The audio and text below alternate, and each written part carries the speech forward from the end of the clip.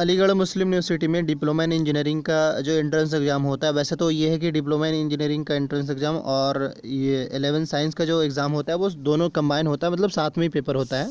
तो ये इम्पॉर्टेंट चीज़ ये है कि इसमें कोर्सेज़ क्या क्या है, और आपको सबसे पहले डिसाइड कर लेना है कि आप किस कोर्स में अप्लाई करना चाहते हैं, क्योंकि मार्केट में जिसका ज़्यादा डिमांड हो आप उसी हिसाब से अगर आप फर्स्ट चॉइस पे डालेंगे, तो अगर वो चॉइस आपको मिल जाता है तो आपके लिए कहीं ना कहीं वो बेनिफिशियल हो जाता है। इसमें मेरा सजेशन ये है कि अगर कोई सिविल में बंदा ले रहा हो तो सिविल ज़्यादा हम प्रीफर करना पड़ चाहेंगे, क्योंकि सिविल का जॉब अभी इंडिया में फ़िलहाल अच्छा चल रहा है। ऐसा नहीं कि मैकेनिकल का बुरा चल रहा है, पर ये कि सिविल का अच्छा भी चल रहा है, मैं ये देख रहा हूँ।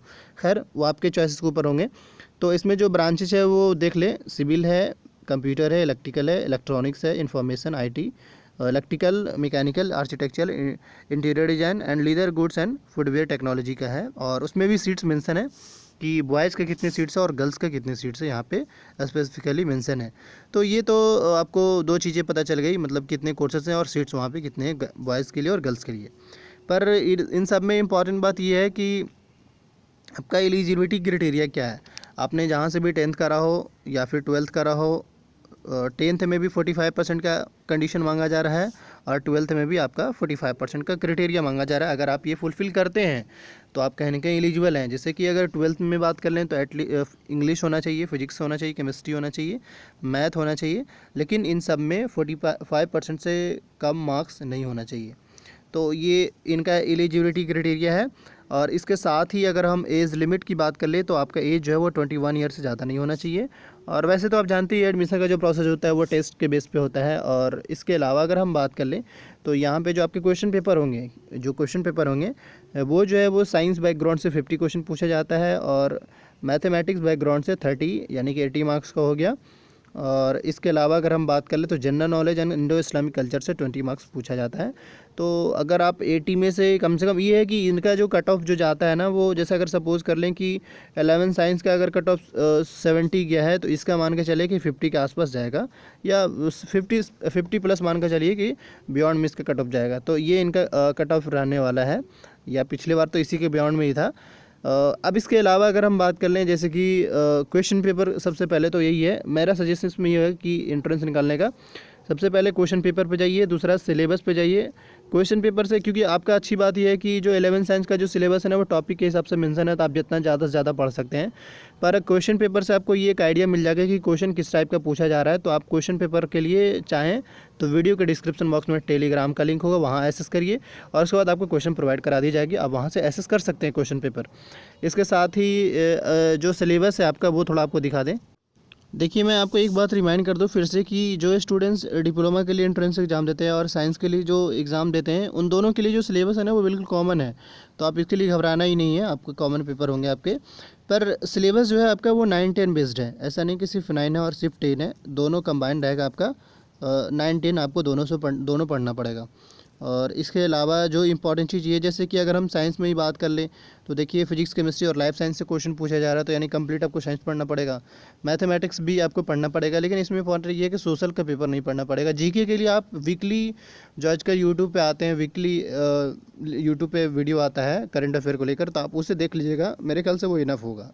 इसके अलावा कुछ कॉमन क्वेश्चन पूछ दिए जाते हैं, जैसे कि करंट में पीएम कौन है, वो मिनिस्ट्री में जो बड़े लेवल का नेता है वो कह सकते हैं, उनके बारे में पूछ दिया जाता है। इसके साथ साथ वो स्टेट्स ऑन कैपिटल भी पूछ दिया जाता है। तो आप थोड़ा सा ना क्वेश्चन पेपर देख लीजिएगा, उसी के हिसाब से आपको तैयार कर लेना है। जैसे देखिए अगर यहाँ पे मेंशन है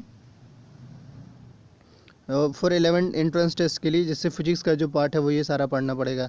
इस तरीके से ये जो पीडीएफ है वो 14 पेज का पीडीएफ है। अगर आप एक्सेस करना चाहते हैं तो वीडियो के डिस्क्रिप्शन बॉक्स में टेलीग्राम का लिंक है, वहाँ से एक्सेस कर लीजिएगा। और इम्पॉर्टेंट बात इसमें क्या है वो मैं थोड़ा सजेस्ट कर दूँ। देखिए सबसे पहले आपको क्या करना है, इसमें क्वेश्चन पेपर उठा लेना है सबसे पहले।